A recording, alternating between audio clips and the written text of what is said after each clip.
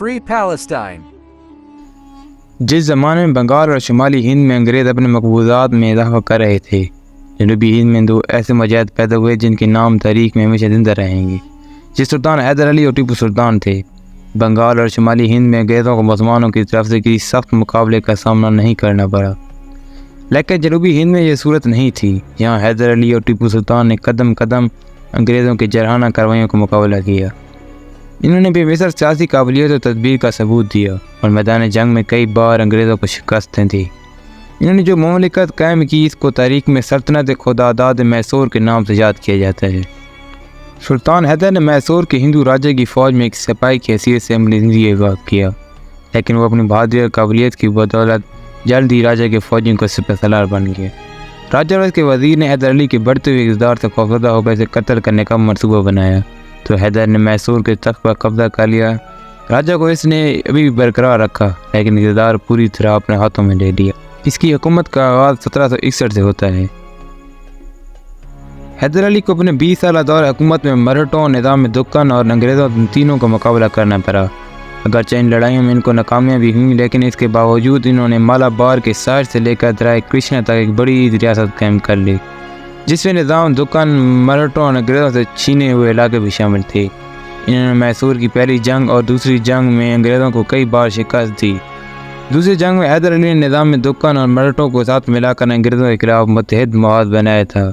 اگر مرہٹے اور نظام ان کے ساتھ غداری نہ کرتے اور ان وقت پر ساتھ نہ چھوڑتے تو کم سے کم جنوبی ہند سے حیدر علی انگریزوں کا اقتدار کا خاتمہ کرتے تھے۔ حیدر علی کی کامیابی کی سب سے بڑی وجہ یہ تھی کہ انہوں نے اپنی فوج کو جدید طرز پر منظم کیا اور فرانسیسیوں کے ساتھ مل کر اپنی فوج کو جدید اسلحے سے لیس کیا۔ ابھی میسور کی دوسری جنگ جاری تھی۔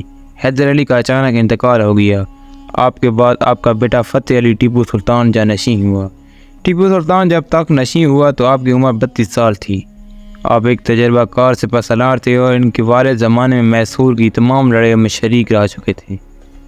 حیدر علی کے انتقال کے بعد آپ نے تنہا جنگ جاری رکھی، کیونکہ مرہٹے اور نظام دکن انگریزوں کے سازش کا شکار ہو کر دھا سے علیحدہ ہو چکے تھے۔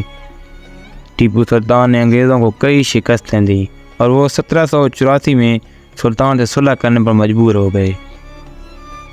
ٹیپو سلطان ایک اچھا سالار ہونے کے علاوہ ایک اصلاح کار بھی تھے۔ سلطان حیدر علی ان پڑھ تھے، لیکن ٹیپو سلطان ایک پڑھے لکھے اور دیندار انسان تھے۔ نماز پابندی سے پڑھتے تھے اور قرآن پاک کی تلاوت آپ کا محبوب مشغلہ تھا۔ ٹیپو سلطان نے اپنی ریاست کی عوام کی اخلاقی اور معاشرتی خرابیاں دور کرنے کے لیے اصلاحات کیں۔